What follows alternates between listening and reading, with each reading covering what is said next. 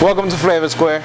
Chef Joe up, George behind the camera, Alice on the computer. Anyways, George, do me a favor, show them what we're doing tonight. We have some skirt steak and we're making pinwheels. That's what we have over here. So you guys need some skirt steak, okay? When you guys making this, you will need parsley. Look at the amount of parsley that I have. I have about 6 ounces over here. You don't use all of it, but you want a lot just in case. Same with garlic. I have about 6 ounces over here. You need oregano, fresh oregano. Thyme leaves. Parmesan cheese, very important. And no, I'm not giving you guys an exact amount of what you need because you stuff it with the amount that you want. Okay, it's not one of those recipes. Oh, you need a cup of this, a cup of that. No. Yeah, there's no set size. There's no set size for this. So, yeah, you know, depends on how wide your skirt steak is, how thick it is. So, now the thickness you could always pound out, but then that'll make it wider. So, yeah. Again, you guys need skirt steak. I have my skirt steak over here. That's a nice piece of skirt steak.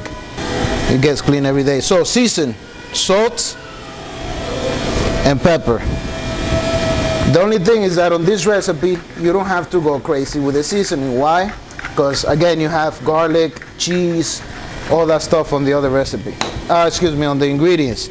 Once you do that, again, you have to season both sides, okay?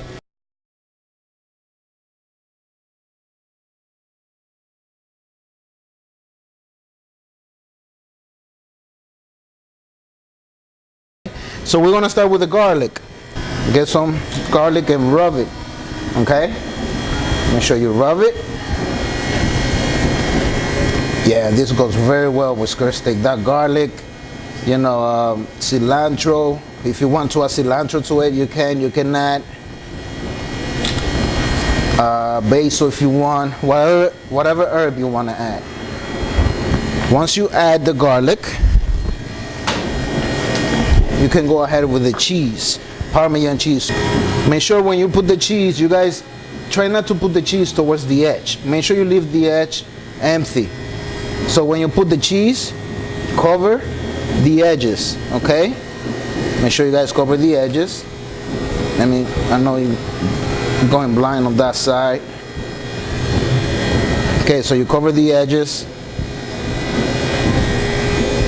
Make sure you add enough cheese.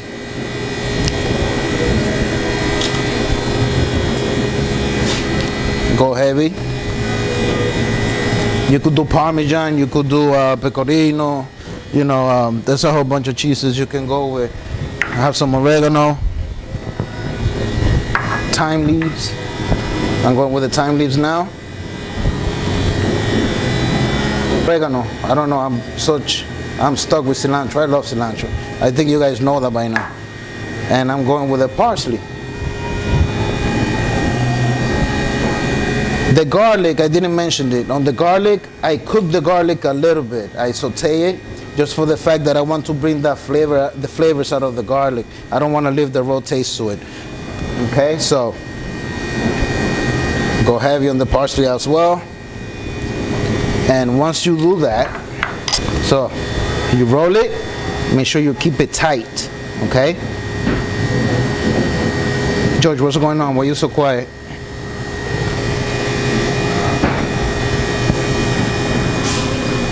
George is not here right now. Please leave a message. Please leave a message. That's basically it. You roll it, make sure it's tight. And the first thing that you do, you need butcher's twine. That's my piece of butcher twine. I'm gonna start on the end. The first 2 pieces that you tied up is the ends. Okay? That's the first thing you tied up. On this one. You have to make sure that it's tight. Very important. And on the meantime, you can have your pan going. Okay? Make sure you have a hot pan so you can sear this. Okay, so once you do that, you can cut the loose ends. Okay? Make sure you cut the loose ends. Very important. You can do it with a knife, you could do it with a pair of scissors, whatever you feel comfortable with. That's that. Okay, so now, I'm not gonna cook the whole thing, I'm gonna cut it in two, okay? Okay, so, cut it in half, and that's your pinwheel. Wow. Okay, now, I have my saute pan going. I'm adding some vegetable oil. Now the main thing on this is that you have to give it a nice sear. You have to give it a nice color. That's very important when you guys do it that. That looks real good. When you start searing this, the first thing I like to do, I'm gonna sear the side where you see this. That's the first thing I'm gonna sear. Why? Because if I start searing on the side, the cheese might melt and it's gonna come out. If you sear on this side, like the word seared, you're basically sealing on the side, so it's gonna remain inside. The cheese remains inside, and you know, the juices remain inside. Okay? Like I said, I have two more over here. I have some hungry people, so we gotta do what we gotta do. Again, I'm gonna sear it where you have the cheese and the herbs going.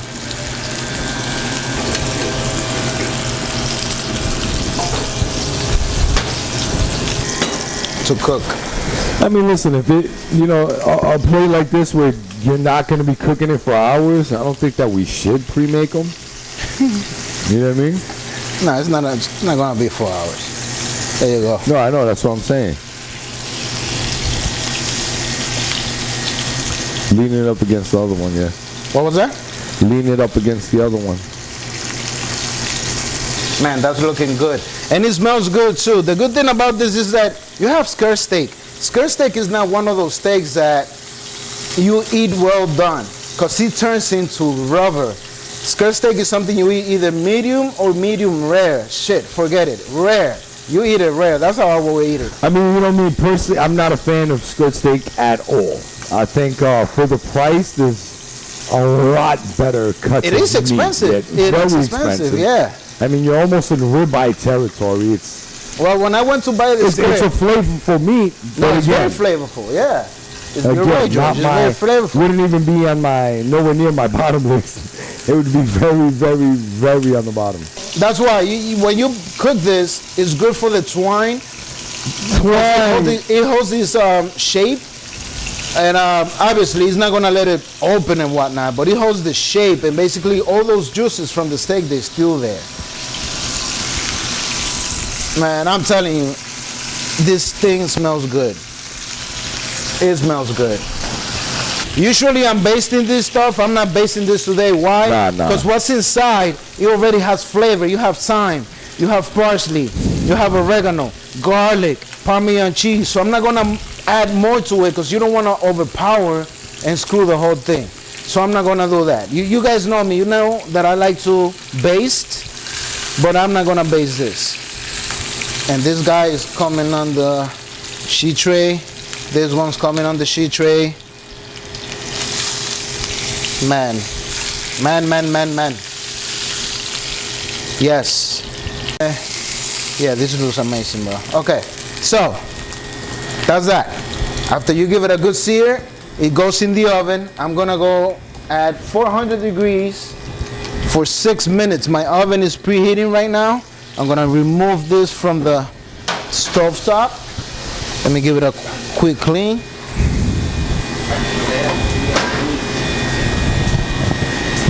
And it's going in.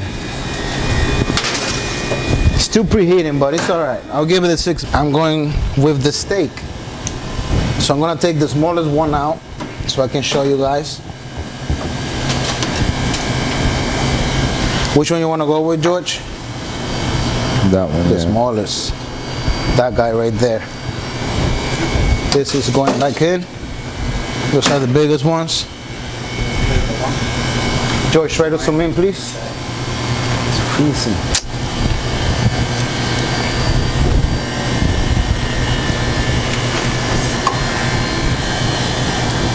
You wanna cut the twine?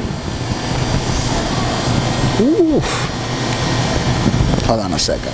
I don't wanna burn my finger again. Again, like any other piece of meat, you have to make sure that you let it rest.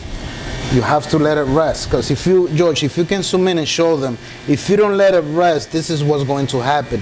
All the juices will come out. But again, I don't want to keep you guys here all night. I don't want to go and wait for 7 more minutes to show you. You know, so I'm gonna go ahead and remove the twine. And again, I'm gonna cut it in half. So when I cut it in half, some of the juices might come out, but again, I don't want to keep you guys here for a long time. I already kept you guys waiting more than what I wanted to. So there you go. That's a medium rare. That's what you're trying to do. I don't know what temperature you guys like it at home. You can place it right here and the other piece right on the side over here. If you don't want that much steak, you don't have to go with that much. You don't have to go with that much. You can just do one piece. Okay, but that's what you guys want. And basically, let me see. Let me go ahead with the sauce. I'm gonna add some sauce on the side of it.